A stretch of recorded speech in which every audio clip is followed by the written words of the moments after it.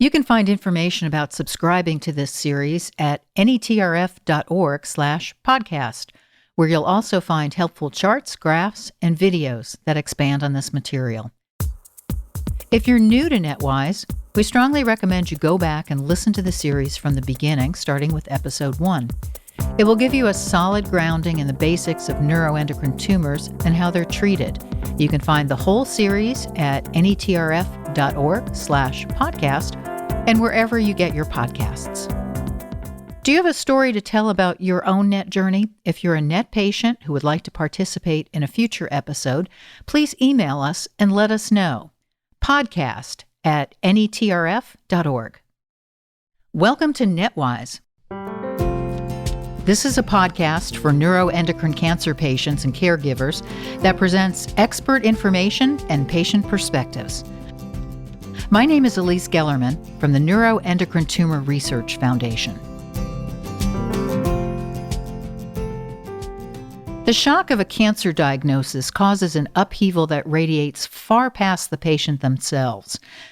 The lives of those closest to the person diagnosed can be upended just as much, particularly for those who are thrust into the role of caregiving, sometimes forced to completely rearrange their own lives to provide for the needs of someone they love. This sacrifice is not only unpaid, but can also be unrecognized and unheralded outside the family. Well, today we'd like to help change that by focusing on the unique challenge of being a family caregiver for someone with NETs. Let's start by meeting some family caregivers and hearing a bit about their stories. While all of the specific diagnoses their loved ones received were different, all of them were thrust into this new role quickly, with little time to prepare. Here's Lisa Yen, who gave up her career as a nurse practitioner to become a full-time caregiver to her husband Tom, who has been living with pancreatic NETs since 2015. Since 2018, she has also served as program director for LACNETS, the Los Angeles Carcinoid Neuroendocrine Tumor Society. I suddenly became a caregiver overnight. I think none of us choose ever to be a caregiver. It's something that happens to us, and that certainly was my case. So the first sign that my husband had anything wrong with him was actually the end of December, which was a pretty bad flu season at that time. It was December of 2014, and he just felt weak and tired for a couple weeks, which wasn't unusual given a bad flu season. Perhaps he felt a little dizzy, but otherwise didn't have a fever or anything, until suddenly on New Year's Eve, he threw up a small amount of blood. So he was actually admitted directly to the hospital. He had never been hospitalized before. When he went for endoscopy and they drew his blood, they found that he had dropped his blood volume about half. He had lost quite a bit of blood. So he had to get a blood transfusion before they could even take a look. And when they took a look, what they found was quite alarming. So they left him on the breathing machine. And that was the beginning of the journey. Yeah, so my husband had neuroendocrine tumor that started in the pancreas, in the latter half, in the tail of his pancreas. It had taken over the whole spleen, and he also was found to have quite large tumors on his liver as well. It wasn't a slow start, right? We were dropped into at a sprint pace. Chuck Murphy is a retired federal investigator in Pennsylvania, whose wife, Patricia, was diagnosed with a lung NET in 2005. When her cancer was first discovered, it was also because of sudden acute symptoms that seemed to come out of nowhere. She never had heart issues, and one weekend she had a massive weight gain, 25, 30 pounds, over the course of a 3 or 4 day period. She was clearly in heart failure, and when we got her to the hospital from her doctor's office, they put her through all kinds of treatment, and then they followed up with a stress test, and they saw this white mass in her bronchus. And eventually it was biopsied and diagnosed as a carcinoid tumor. Katie Burke and her siblings became a care team for their mother, Lori, when she was diagnosed with a high-grade NET of the colon in early 2019. For her, one of the real shocks came when she realized the true severity of her mother's condition and that her mom was going to need a lot of help and very quickly. So when my mom originally got sick, I did not think that it was going to end up the way that it ended up. I thought that she was going to have surgery. And then once it was determined that she needed chemotherapy, I just thought, okay, well, this is just kind of like a chemotherapy to clean things up, make sure that we got every last cancer cell. So after the first round of chemotherapy, it was a completely different arena for us to say, okay, wow, no, this is serious. This was complicated by NETs being a rare disease. I had never even heard of neuroendocrine cancer before, and I didn't even know where to begin to start looking that up and researching it, because I just thought, okay, I need to research colon cancer. I just didn't understand. When Tim Cape, an audiovisual consultant in Atlanta, was dating Harold Buis, the man he would later marry, he learned that Harold had had pancreatic cancer many years before, but had been told that it was completely removed and there was little reason to think it would return. So it was a double shock to learn several years later that not only was Harold's cancer back and now metastatic, but that he had been originally misdiagnosed, and he actually had a pancreatic NET. Here are both of them, first Tim, then Harold, describing that experience. I'd known about the initial diagnosis that Harold had, but when we got to the point of having the recent diagnosis, it was a big shock to us. It just happened to be one point in time back in November of 2018 that I had blood in my urine, and I went to the urologist to find out what that was caused by. And that was the beginning of him doing an MRI and a CT and finding out that I was, full of tumors. So, but it's just, it really just knocks you off of your feet when you've gone for 20 years thinking you're cancer free, because the doctors said they cut everything back to clean margins. And then all of a sudden you find out, well, no, now I've got it back in my pancreas, in my chest, in my adrenal, and in my liver with, over 16 tumors right there. It was scary and terrifying, but, I wasn't feeling like, oh my God, what am I going to do? I was concerned about Harold and what he was going to do and what this meant for him and for us. I was just right in there with him in the process to try to go through it, and having a lot of similar feelings and fear and the diagnosis and the unknown and everything. One thing caregivers find is that their own lives can change almost as much as the people they care for. Routines are often upended, plans change, and priorities completely shift. How didn't my life change?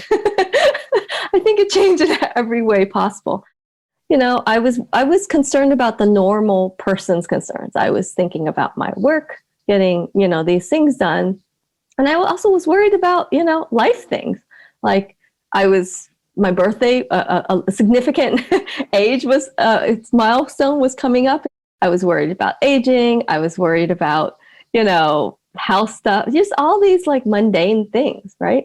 Then all of a sudden to find out that my husband might not make it even through the night, I stood there in the ICU. I was still wearing my work clothes, thinking none of this matters.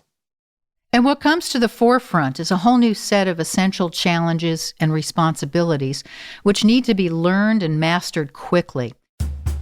One of these is that caregivers often find themselves in a position of communicating about their loved one's illness with the world at large. This can often start with complicated discussions about who to tell and when and how.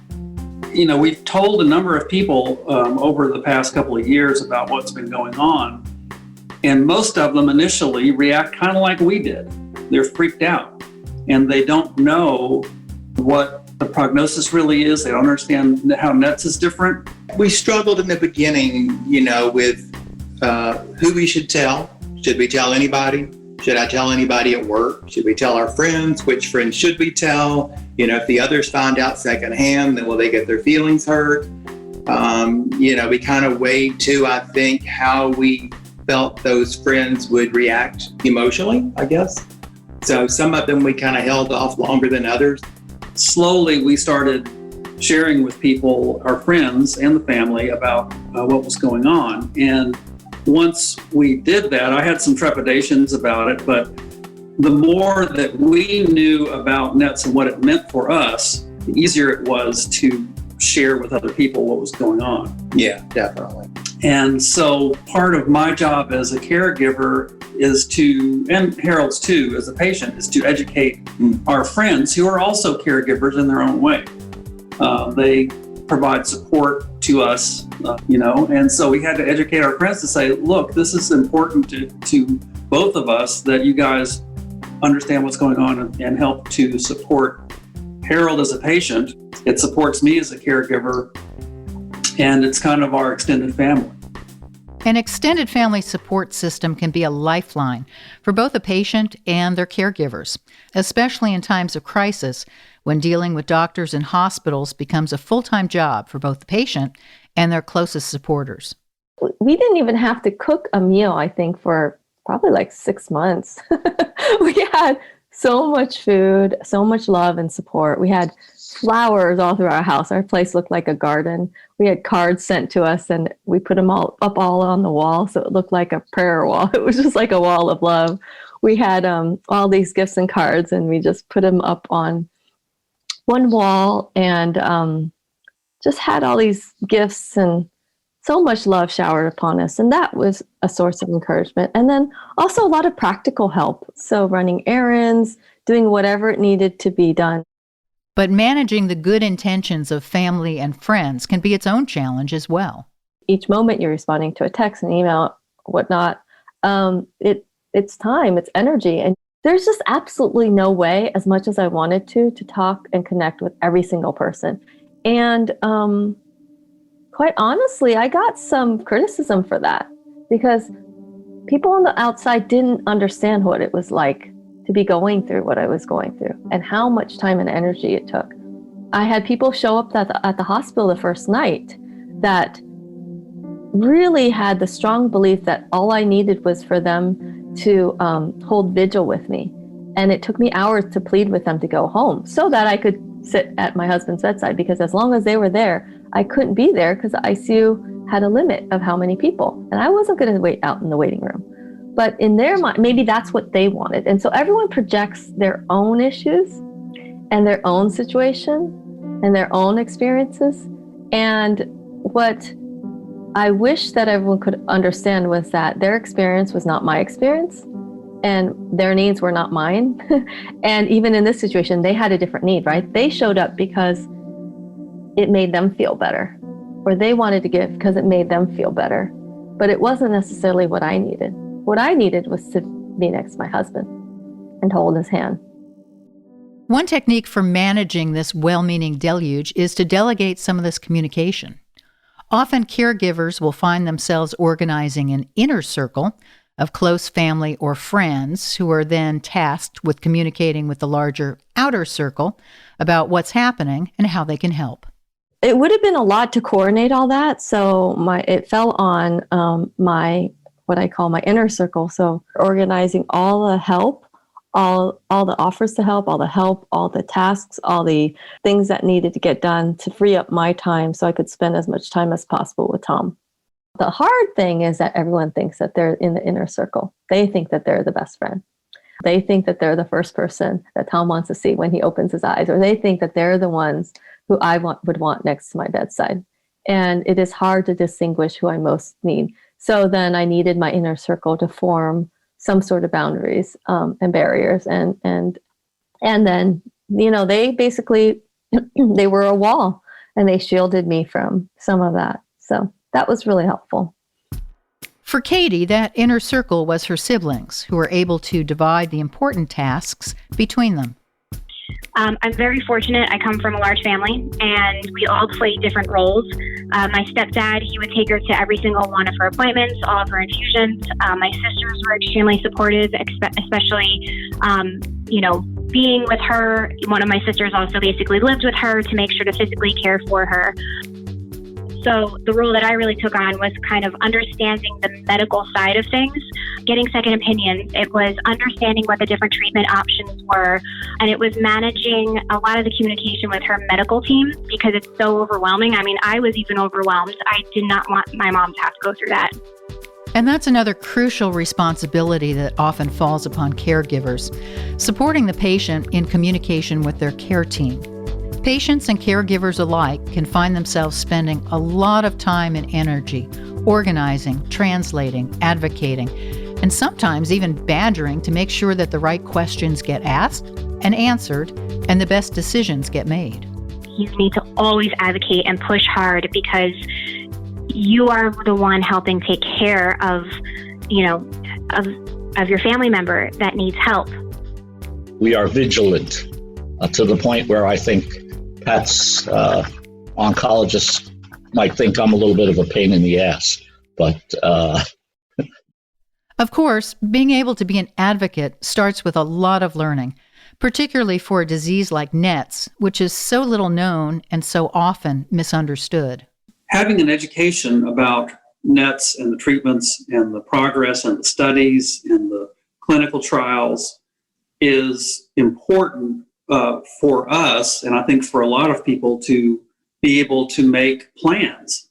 We didn't know really what was happening. We didn't know that much of anything about NETs, and we spent a lot of time trying to get educated about NETs to find out what we could, and it wasn't as easy as we thought it might be. I mean, not that we thought it would be super easy, but as we started looking around, it was difficult to find good information about what we needed to know. Being knowledgeable about all that gives us perspective on timeframes and potentials and seeing what's coming down the pike also. So, in general, we're planning, but we're optimistic.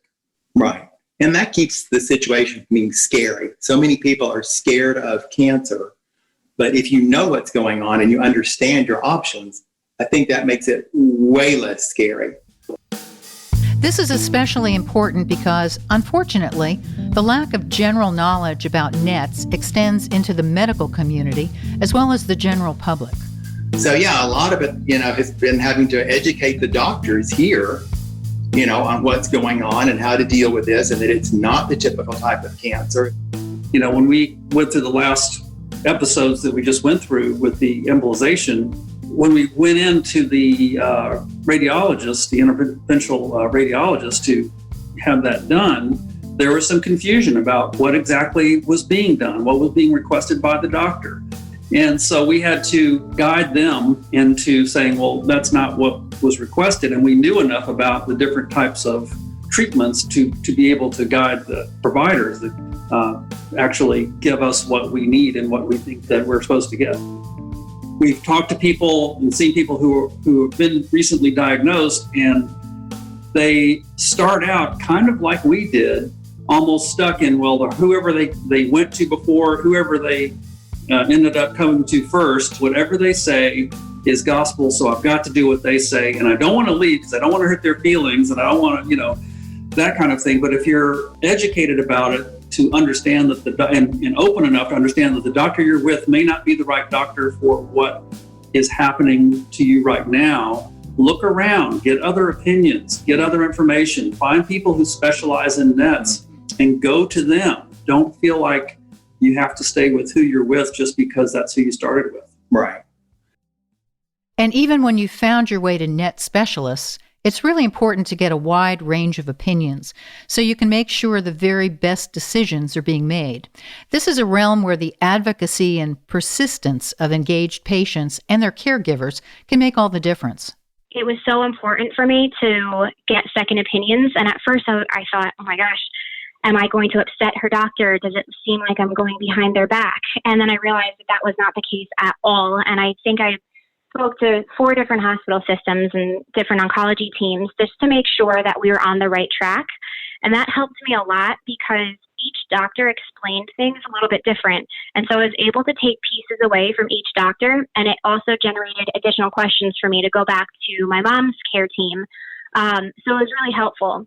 And even though sometimes it didn't result in anything different than what we were doing, it at least gave me and then ultimately my mom the confidence of going into that next phase of treatment, saying, okay, this is what we should be doing. Like we shouldn't really have to doubt that. We've talked to a lot of other specialists, and that confidence was really important just in the mental aspect of going into treatment. It's worth saying here that it's important to remember your loved one's medical team is on their side and working hard to provide the best care they can. Being a team builder and helping make sure everyone is moving in the same direction is often another crucial service that a caregiver can provide. I think it's important to make friends with people. It's easy to get frustrated and then to direct your frustration out on those closer to you and in your immediate proximity. So in the hospital setting, that's often going to be the medical staff, nurses, doctors, and that's really common. And I understand because I was on the other end of the receiving end oftentimes. I understand because people are the most stressed in the hospital, but they are not your enemies. They are on your side. And it's also wasted energy. Why direct all that frustration and anger towards people and expend all this extra energy and angst when we have a limited bandwidth of energy that you might as well save and savor and spend with your loved one and enjoying that time with your loved one. And this job of medical translation and communication runs both ways. A caregiver who can, at one moment, be an invaluable support to the patient in being successfully heard by their medical team may, in the next moment, find themselves wanting to make sure the medical team is heard and understood by the patient. In the stress and anxiety of dealing with their illness, it can be difficult for a patient to really take in all the information that is being given to them, and a caregiver can be an invaluable aid, listening, taking notes, doing research, and looking for connections. One of the hardest things for my mom was, especially when I would go and seek second opinions, I think she would start to get her hopes up that maybe one of the physicians would have this magic treatment that we haven't even known about before. And if they said, oh no, you're on the right path, on one hand we were relieved, but on the other hand, she would get sad and she would get frustrated because she thought, well, no, I want something that could potentially be my cure. And so that was the realization settling a little bit more in that there is no cure, and what we're really dealing with is lengthening her life and the quality of life as much as possible. And what was also difficult is some of the other private conversations that I would have with physicians as to what does that expectancy look like for her life. There's a significant amount of paperwork and logistics that come with any serious illness. Things like managing insurance and finances and estate planning. This, too, often falls on the shoulders of a caregiver. So we've gone through the whole process in the past few years of getting updated wills and power of attorneys and advance directives and all the things that you would normally need for estate planning and that sort of thing. So I guess the bottom line is we're planning for the future, but it's not, at least for us, not that much different from planning for retirement and old age. We just don't know when the incapacities might be becoming more prominent.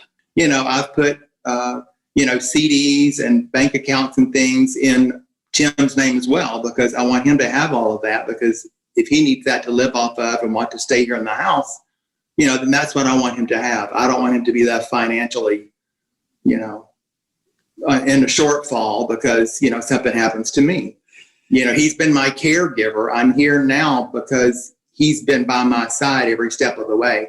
I owe him that to make sure that he's financially secure if something happens to me. The most difficult time in a NET journey can be when treatment options run out and end-of-life issues need to be addressed. This brings new waves of emotions, of course, as well as new realities and legalities, and often a new physical intimacy that comes with caring for someone who is losing control of their body. For many, all of this arrives many years after diagnosis. For Katie and her family, it was quicker. It was not quite 2 years. She was diagnosed in February of 2019, and she just passed away on November 16th. So dealing with someone's just estate and figuring out what all the end-of-life plans are, it's a very uncomfortable conversation to have, even when you know that your illness is terminal. You just don't want to have to talk about what the end is going to be like, but you have to have those conversations. And so fortunately, my mom had known that this was most likely going to be terminal. So earlier on, she was settling her will and her estate. And then with hospice, they did go over with my mom and my sisters what her wishes were. So while those conversations were difficult, very difficult, we did have a lot of those conversations while she was there. The end of care was so hard. It was incredibly hard, and my mom knew that it was going to be difficult, and she was scared for it, especially because the cancer had taken over her liver, and liver failure is just such a scary thing to experience. And so we did work with hospice, and she was able to stay at her house, and we were able to have some hospice care. And my sisters and I and my stepdad, we really just kind of took over and cared for her. And it was just incredibly, incredibly difficult to be able to see her rapidly decline. But on the other hand, we were a little bit fortunate that she rapidly declined so fast because we just didn't want to see her suffer anymore. Two things helped her work through that process. One was faith, her spiritual approach to the situation. I had to hold on to that. I had to have some spirituality because I can't believe that my mom is just gone. I have to believe that my mom is still with us in some form in heaven. However it is, she has to still be with us and still be able to look down on us. And that definitely is helpful, and it is comforting to know that can she still be with us? We may not be able to see her on this physical world, but inside of us, she is still with us. And the other was continuing to be an advocate for NET patients, even after her mother's passing. I just felt like it's been a journey for almost 2 years. I can't just stop. I'm like, how do you stop researching? How do you stop advocating? How do you stop caring for that person? That was really hard for me to figure out. How do I just stop here that she's gone? And I can mourn, but I can't just stop.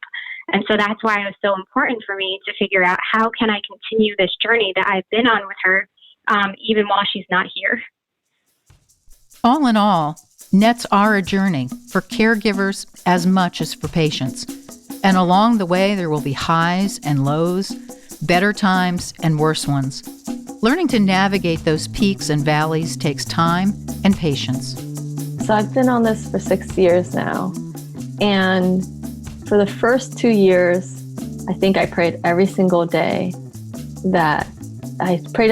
for Tom's pain, for his physical pain and suffering. Because he said to me that if only his pain was better, he would be happier, that he would feel like life is worth living if his pain was better. So of course I associated pain with the reason for his suffering. And I just thought that, okay, if these things could be fixed, right? So first it's like, okay, stop the bleeding. Okay, then stop the disease progression. Okay, then it's pain. Then perhaps he'll feel better. And then I can feel better. Like I'll be freer. What I came to understand was that it's so much more than fixing the amount of tumor he had or controlling the disease progression. So it's easy as the spouse advocate to assume that, okay, well, the times when you're going to feel better are when your disease is better, but it's not necessarily the case. Someone could have a huge disease burden and be optimistic and hopeful, or they could have very little disease or have no disease progression and suffer from severe depression. It's more like a dance, and that dance keeps changing. And we don't know how that person will feel. Also, the times that it might be better for me, it might not be better for that other person. So we have this shared journey for sure, but how we're doing individually can really, it can be really different. It's unique. What that dance requires of the caregiver is love and also dedication, and often putting their own plans and priorities on hold in order to care for someone else. And it can be easy sometimes for people who have given that much of themselves to feel consumed, that they've lost a bit of their own identity in the service of the person they care for. Well, I think it's really challenging because we spend so much time concerning ourselves with the cares, concerns, the disease, the treatments, everything involved with the person we're advocating or caring for, that the boundaries get blurry. So I realize, he does need his own space to recover mentally from what's going on. And so we kind of try to check in with each other every so often and just make sure, that it's what I'm seeing on the outside is that is okay on the inside as it appears to be on the outside. You have to check in with yourself a lot and figure out, are you okay? And be honest with yourself and say, how am I doing? What do I need? And to not be afraid to ask for help, whether it's something small, just helping around the house or helping with something that you need to get done, or if you need help mentally, seeking professional help. It's just so important to check in with yourself, because if you're not helping yourself, there's no way that you can help the person who you're caring for. At LACNETS, Lisa runs a support group specifically for caregivers as a place where they can work through some of these challenges. Caregiver support group is interesting because I think most caregivers, even if they attend a patient and caregiver support group, which most of them are open to both patient and caregivers,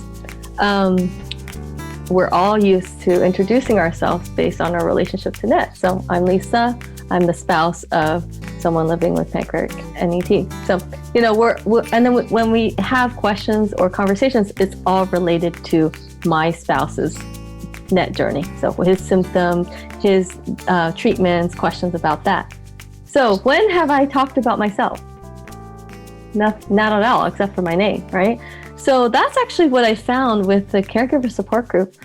That was the trend and the tendency that we all identified by our person that we were supporting, and all of the questions and conversations were surrounding that. So it took a lot of effort on our part as the facilitators to reframe the conversations to say, this is not the place where we're going to be talking about our person. We have other forums for that, and we're going to shift now.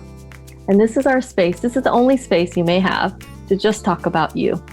And it took quite some time for everyone to, well, first of all, to go, okay. And then to figure out who that person was. And to say, okay, so I'm Lisa, and I may be living with a PNET, and then express the concerns that were unique to myself. I think it's helpful to find whatever space it is where you feel understood and where you feel that you can find release, a safe space, wherever that might be. And it may be with other NET caregivers, and it may not be with other NET caregivers. It may be a place where you feel like you can be normal and you can be yourself, whether it's work, friends, family, and wherever that is, that's safe, so that you can express what you need to express and have that bank, right, replenished, have your cup refilled. We'd like to leave you with 3 final thoughts that we hope will help you climb the mountain you face as a NET caregiver. First, this really is the best time there has ever been for NET patients. New knowledge, new imaging, and new treatments that are letting people lead happy, productive lives with a NET diagnosis for longer than ever. I've seen people who have been newly diagnosed in some of the groups that we've been to, and there's a lot of deer in the headlights kind of look that you can see, and you can feel the fear that they have and the uncertainty. The thing that I would say first and foremost is education. For the patient to understand what's happening and what the prognosis might be, and the caregiver to be able to provide support as needed, but also to help participate in the decisions to be made as you go through the process. And, I just feel like through all of the research studies we see, the things that we hear, the new medications that have come out, the new medications that are in process, all the research studies that are being done, I just feel like, other people that started this whole process years ago didn't have anywhere near the knowledge that we have nowadays or the treatment methods. So I just feel like I'm in a much better position now with everything that's in the pipeline and coming down the pipeline as far as new research and methods of treatment. Second, don't panic. Make plans, but don't feel you have to cross bridges you haven't yet come to. While some NETs progress quickly and become a medical emergency the moment they are discovered, many do not. Take an honest assessment of what the situation is right now and what you and your loved one need to get through it. We don't focus on, we need to plan for something in 2 years or 3 years or 5 years or 10 years of when he may become more incapacitated, because we don't know. And there's no sense in trying to get too concerned about what's going to happen in a few years unless there's some reason to. We've talked to people who have survived 4 decades with different kinds of NETs. In the initial diagnosis and period that we went through kind of processing that, there was a lot of just unsettled times where we were so fearful and stressed out about what does this mean, what's the future going to bring, what's the prognosis. So we had to kind of live within that for a while. But once we got more knowledgeable about what his case is like and what, as I said, how NETs are different from other cancers and how his case is different from other cases, we got back into a pretty normal routine. And now we don't think about it as much as we did initially, for sure. And we were able to feel like life is normal a lot of the time. Right. And finally, know this: you are appreciated. We see the work you do and how valuable it is, and we appreciate it and celebrate it. Yeah, I mean, it means everything. I couldn't have gotten through this without Tim and his support, and knowing that he's there and that he's knowledgeable, he knows what's going on. He's clearly very interested in learning and knowing what's going on. I mean, it's a very much of a major roller coaster ride that you're on all the time, with major highs and major lows. And just to know that somebody's there and they understand what's going on and they're there for support, I mean, it means everything. Thanks for listening to NETWise. I'm Elise Gellerman, and I'm the CEO of the NET Research Foundation. This episode was produced by David Hoffman of Citizen Racecar, assisted by Garrett Tiedemann. It was made possible by the generous support of Ipsen, the Vincent E. Taylor Patient Education Fund, Advanced Accelerator Applications, a Novartis company, and Lexicon Pharmaceuticals. Special thanks to everyone we interviewed for this episode. We are grateful for your expertise. This is a production of the Neuroendocrine Tumor Research Foundation, where we're committed to improving the lives of patients, families, and caregivers affected by neuroendocrine cancer by funding research to discover cures and more effective treatments, and providing information and educational resources. Please visit us at NETRF.org. This podcast is not intended as and shall not be relied upon as medical advice.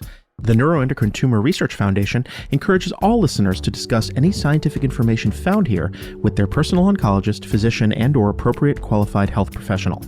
Listening to this podcast does not constitute a patient-physician relationship. The Neuroendocrine Tumor Research Foundation does not represent that any information provided here should supplant the reasoned, informed advice of a patient's personal oncologist, physician, or appropriate qualified health professional.